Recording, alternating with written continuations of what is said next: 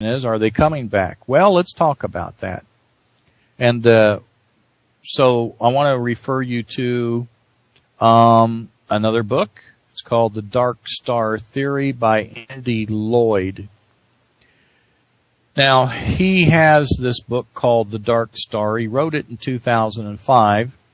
And in that book, he says there is a binary star of our system. Now, by the way, having worked not worked for NASA, but I worked on the a project, Stardust with NASA.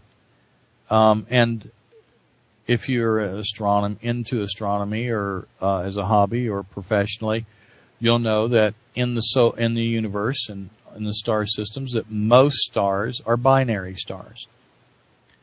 And so he says that there is a binary star of our sun and that it is a sub-brown dwarf, and he says it has its own solar system and planetary bodies.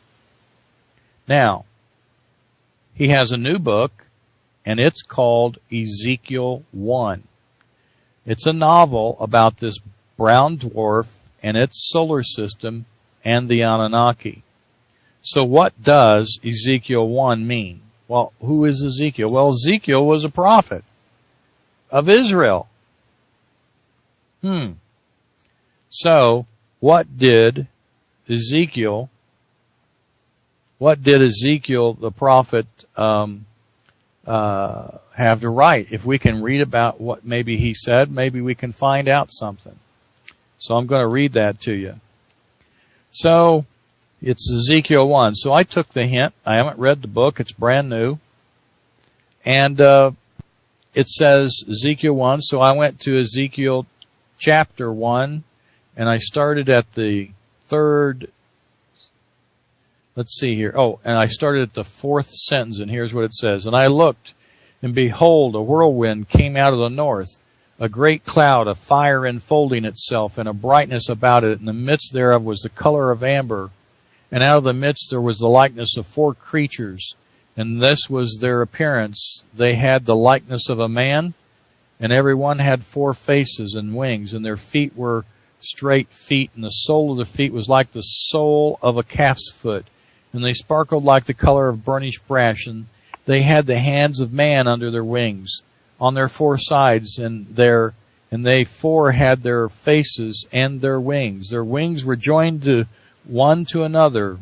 So it goes on talking about some creatures, some living creatures, and then, of course, we know that Ezekiel was that which was writing about wheels upon wheels, and if that isn't alien sounding, it's pretty scary to think that it's not. But, so, what does this mean?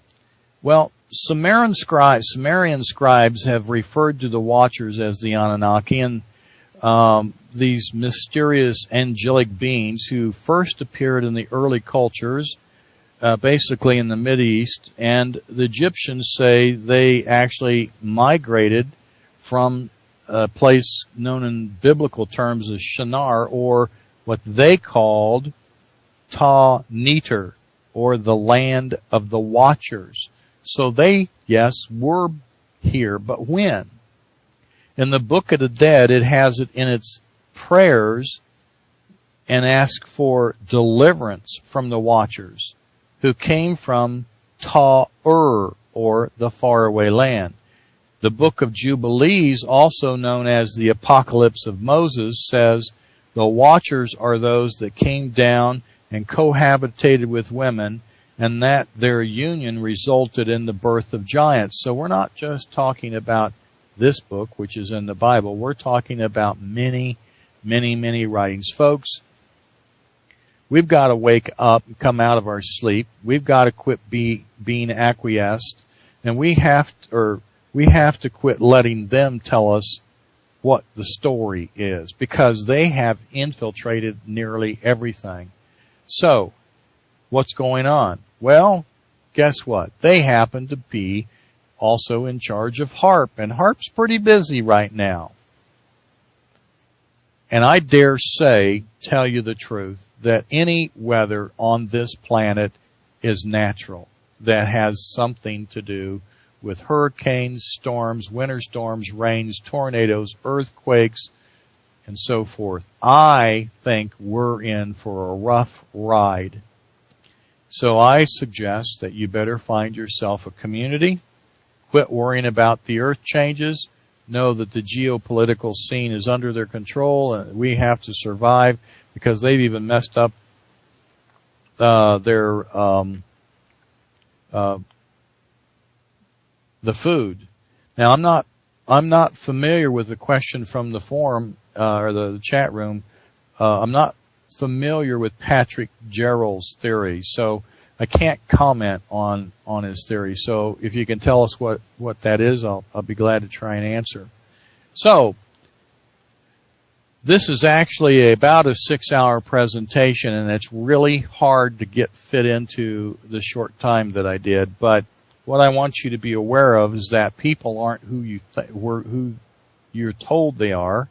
And as soon as you learn who you are, you'll know who the bad guys are and who's fighting who, and that there's this guy in the middle pointing his finger at you, blaming you for what he did, and he's asking your big brother to go pick a fight with you.